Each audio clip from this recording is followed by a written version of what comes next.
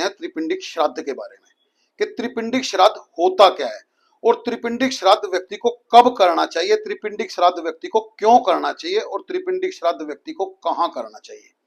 देखिए, त्रिपिंडिक श्राद्ध का जो संबंध है वो ब्रह्मा विष्णु महेश से है, क्योंकि त्रिपिंडिक श्राद्ध के अंदर हम जो पूजा करते हैं वो ब्रह्मा विष्णु महेश की करते हैं, उन्हीं का तर्पण करते हैं और उन्हीं को निमित्त जो है ये त्रिपिंडिक पूजा होती है। देखिए, त्रिपिंडिक पूजा के अंदर जो हमारे पुराने गुजरे हुए प्राणी होते हैं जिसकी वजह से परिवार में समस्या आ रही होती है, उसके लिए त्रिपिंडिक श्राद्ध किया जाता है।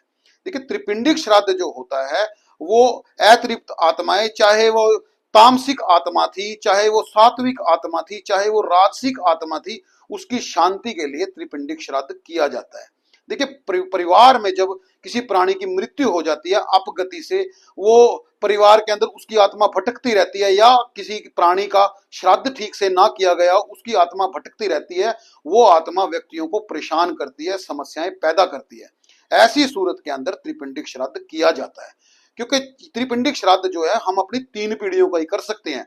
फिर चाहे वे हमारे माता पिता हो जो गुजर चुके हैं, या दादा दादी हो जो गुजर चुके हैं, या नाना नानी है जो गुजर चुके हैं, परिवार में कोई भी ऐसा सदस्य है जिसको हम ना भी जानते हो, जिसकी मृत्यु पुराने टाइम में होगी हो, ऐसे व्यक्ति का भी त्रिपिंडिक श्राद्ध किया जाता है। अब बात आती है कि त्रिपिंडिक श्राद्ध व्यक्ति को करना कब चाहिए।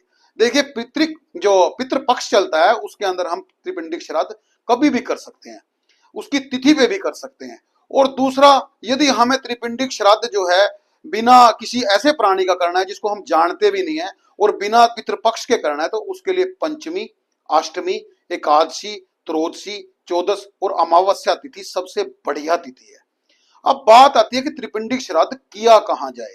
देखिए, त्रिपिंडिक श्राद्ध के लिए पेवा तीर्थ एक उचित स्थान है, क्योंकि त्रिपिंडिक श्राद्ध में हमें उस देवता का अर्थ लेना होता है, उस देवता का संबंध लेना होता है उस तीर्थ से जिस तीर्थ पे त्रिपिंडिक की जा रही है।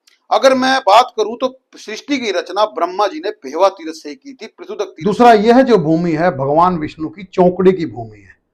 भगवान विष्णु के अंश येन का संबंध भी इसी स्थान पर है। इस स्थान पर ब्रह्मा और विष्णु दोनों का संबंध है। ऐसे में यहां पर किया हुआ त्रिपिंडिक श्राद्ध व्यक्ति के लिए फलित होता है, पुत्रों की प्राप्ति होती है, परिवार में सुख की वृद्धि होती है, परिवार के सभी क्लेश यहां पर त्रिपिंडी करने से समाप्त होते हैं। यहां पर की हुई त्रिपिंडी व्यक्ति को बड़े आर्थिक लाभ देती है और परिणाम व्यक्ति को बड़े सुखद मिलते हैं।